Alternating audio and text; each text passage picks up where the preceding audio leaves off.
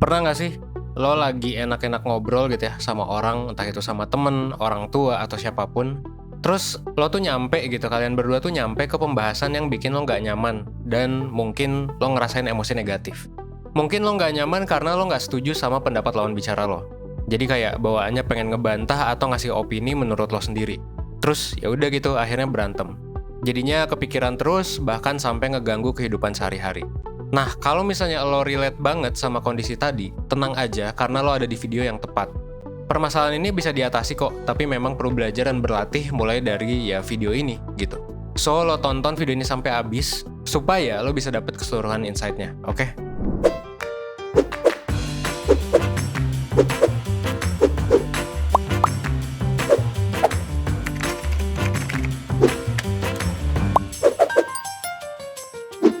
Nah, sebenarnya berdebat itu wajar banget terjadi dalam keseharian kita. Mungkin hal ini belum pernah diajarin di sekolah sih, tapi ya sebenarnya masing-masing dari kita punya hal yang dianggap penting yang pastinya beda-beda dengan mungkin orang lain gitu. Karena itu, mau di kehidupan nyata ataupun di dunia maya, adu pendapat itu sebenarnya adalah salah satu hal yang nggak bisa kita hindari. Tapi memang nggak bisa kita pungkiri, mungkin memang ada orang yang kalau udah percaya banget sama sesuatu, itu baru ngerasa puas atau seneng kalau dia itu berhasil memenangkan pendapatnya gitu dalam debat misalnya. Seringkali orang-orang kayak gini malah bikin kita emosi dan ya jadinya mancing perdebatan, terus akhirnya malah ribut gitu. Alasan kenapa tadi berdebat pun akhirnya hilang, ya gitu. Akhirnya malah jadi konflik personal. Padahal kalau kita mau eksplor lebih jauh, sebenarnya ada beberapa cara supaya kita bisa tetap mempertahankan pendapat kita tanpa harus nambah musuh gitu. Tapi sebelum itu kita coba bahas dulu. Kenapa sih kita ujung-ujungnya berantem kalau kita lagi bertukar pendapat sama lawan bicara kita? Pada dasarnya manusia itu seneng jadi bener gitu. Kita bakal seneng kalau ngedapetin validasi dan pengakuan atas diri, opini, dan perasaan kita. Misalnya pas kita sedih terus kita curhat ke orang lain kalau kita lagi sedih, ya kita mungkin bakal lebih seneng kalau orang lain paham kalau kita lagi sedih gitu. Dibandingkan sebaliknya ketika kita dijudge gitu ya. Atau disuruh positif langsung gitu. Nah kayak gitu. Atau contoh lainnya kalau kita lagi ngobrol, kita pasti bakal seneng kalau teman kita setuju sama apa yang kita omongin dan ngedukung statement kita. Bukannya malah sebaliknya, yaitu nyalahin dan ngejelek-jelekin pendapat kita. Tapi emang perdebatan itu lebih mungkin terjadi kalau misalnya hal ini tuh berkaitan sama value personal diri kita. Misalnya tentang agama, pandangan politik, sampai perkara moral. Apalagi kalau lawan bicara kita kebetulan emang ngegas gitu, sehingga kita yang jadinya bikin kita jadi kepancing gitu buat ngerespon gitu juga. So, wajar banget kalau perdebatan ini terjadi karena alasan tadi. Tapi ya seringkali hal ini bikin diskusi jadi nggak produktif dan ngerusak hubungan personal. Nah, terus gimana nih caranya biar tukar pendapat kita bisa lebih sehat dan nggak berujung musuhan? Ada beberapa cara yang bisa lo kembangin. Nah, ini gue pelajari dari Trevor Noah, komedian dari Afrika Selatan, dan ini gue sempat dibahas di video ini.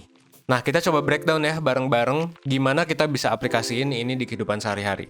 Yang pertama, lo bisa mulai dengan menyadari bahwa tujuan lo tuh bukan berantem gitu, tapi bertukar pendapat atau supaya lo lebih paham sama sudut pandang lawan bicara lo. Di sini, lo perlu sadar bahwa lo gak harus jadi yang selalu paling benar gitu. Karena itu gak apa-apa banget kalau setelah mempelajari perspektif baru, lo tuh mengubah pendapat lo gitu. Itu tuh gak apa-apa. Daripada mandang bahwa hal itu tuh sebagai tanda kalau lo adalah orang yang pelin-pelan, lo bisa aja ngelihat hal itu sebagai tanda kalau lo adalah orang yang bersedia mengembangkan perspektif. Ini penting disadari untuk menghindari kecenderungan buat jadi defensif, yang seringkali awal dari debat kusir alias debat yang gak selesai-selesai. Yang kedua, sebisa mungkin hindari diambil alih sama emosi. Ya kalau yang ini sih emang lebih gampang diomongin daripada dipraktekin. Tapi sebenarnya ngestabilin emosi itu bisa dibentuk lewat hal-hal kecil yang bisa kita kendaliin. Contohnya kayak latihan nafas yang udah gue bahas di video sebelumnya. Atau sebisa mungkin ngejaga nada bicara dan volume suara kita tetap tenang dan lambat. Kenapa? Karena ketika kita terlibat dalam perdebatan, ada kemungkinan buat kita ngerasain emosi negatif kayak frustrasi atau tertekan. Jadinya mungkin kita nggak sadar untuk naikin tempo bicara dan volume suara kita. Yang ini ngebuat kita masuk ke mode defensif gitu, atau mode mempertahankan diri. Nah, dengan berlaku sebaliknya, kita bakal bisa ngasih sinyal ke otak kalau kita baik-baik aja, nggak terancam, dan nggak perlu agresif. Akhirnya, pelan-pelan ya kita bisa jadi lebih tenang, begitupun lawan bicara kita. Yang ketiga, daripada menyanggah keras atau nyerang, lo bisa ngajuin pertanyaan sih. Ini bisa ngasih kesan kalau seakan-akan kita ngasih opsi pada lawan bicara kita. Pertanyaan yang dianjurkan di sini adalah pertanyaan karena lo benar-benar penasaran gitu, bukan karena lo pengen ngelawan lawan bicara lo. Dari sini lo bisa kasih tahu kalau lo pengen tahu pendapat dan sudut pandang lawan bicara lo tentang apa yang lagi lo bahas. Lalu, keingintahuan itu juga ngebantu kita buat semakin memahami lawan bicara supaya apa? Supaya nggak salah paham. dan berujung ngebahas hal yang nggak perlu, apalagi sampai berantem. Nah, kita bisa coba mulai dengan mengonfirmasi pemahaman kita tentang omongan lawan bicara, atau istilahnya juga paraphrase gitu. Jadi abis nanya, lo paraphrase gitu. Misalnya nih, lo nemuin orang yang gak suka lagu K-pop gitu. Misal dia bilang, gue tuh gak suka sama grup ini karena lagunya aneh.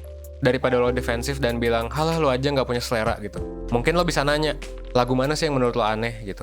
Jadi kita mengonfirmasi dulu kenapa dia ngeluarin pernyataan kayak gitu. Dan kalau udah aman ya lanjutin dengan pertanyaan kedua, di mana lo boleh berpendapat apa yang nggak lo setuju atau belum lo ngerti gitu. Jangan lupa juga untuk kasih kesempatan buat dia untuk menanggapi pendapat gitu. Dan yang keempat, hindari buat nyerang identitas seseorang ketika lagi ngekritik pendapatnya gitu. Kadang kita kepancing buat nyerang balik dengan bawa hal yang nggak relevan, kayak misalnya latar belakang suku, ras, agama, atau bahkan usia gitu. Nah, kalau hal ini udah terjadi, ini bukan lagi disebut sebagai debat, tapi kayak ajang saling menghina. Nah, biar ini nggak terjadi, usahain buat fokus dengan isi pembicaraan dan nggak ngelibatin ya hal-hal yang kurang relevan gitu sama debatnya. Dan terakhir, coba buat mempertahankan pendapat lo dengan pede tanpa harus jadi agresif. Gitu. Jadi lo bisa pakai formula yang namanya yes, but gitu. Jadi kayak yes di sini bukan berarti kita setuju, tapi kayak kita paham bahwa dia punya pendapat sendiri dengan alasan tertentu, dan kasih tahu ke lawan bicara kalau ya kita paham mereka karena hal-hal tertentu gitu. Dengan mengawali argumen lo dengan kata-kata ini, orang jadi nggak ngerasa ditolak dan bakal ngerasa lebih enak dalam menerima pendapat, meski itu beda gitu. Nah, dari sini kita bisa lihat ya, kalau kemampuan menyampaikan sesuatu dengan baik itu adalah hal yang cukup penting buat kita kuasai. Karena kalau lo udah menguasai skill komunikasi ini, lo bakal lebih pede mengungkapkan opini pribadi lo. Kenapa? Karena lo nggak hanya menyatakan pendapat lo dengan jelas, tanpa perlu ngegas, dan lo juga nggak menyakiti orang lain gitu. Jadi lo bisa ya menghadapi konflik dimanapun lo berada, dan siapapun yang lo hadapi. Skill ini namanya adalah komunikasi asertif, dan ngaplikasiinnya tuh susah-susah gampang sebenarnya. Ya basically karena kita nggak pernah belajar kan di sekolah. Dan bisa dipahami sih kalau lo nggak mudah buat menyeimbangkan cara komunikasi. Mungkin lo udah terbiasa pasif gitu, iya aja. Atau lo udah terbiasa marah-marah gitu, agresif. Tapi tenang aja, karena yang namanya skill ya bisa dilatih gitu.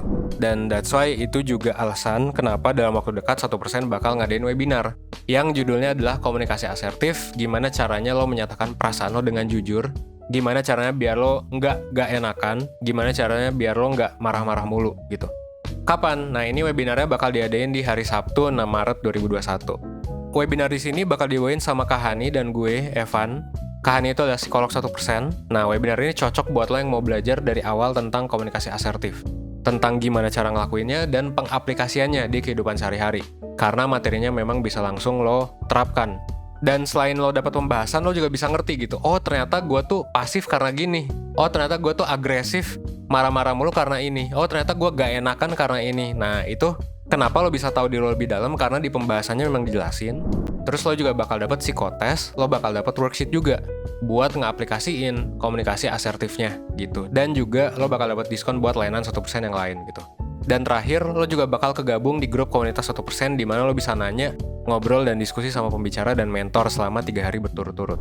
Kalau lo udah tertarik, silakan aja ya langsung klik link di description box, lalu lo bisa masukin kode promo untuk dapat diskon sampai 20%. Oke? Jadi sayang banget nih, mumpung diskonnya terbatas, buat lo yang nonton video ini langsung aja dipakai. Dan as always, ya, akhir kata, gue tunggu lo di webinar 1%. Well, sekian dari gue Evan dari 1%. Thanks.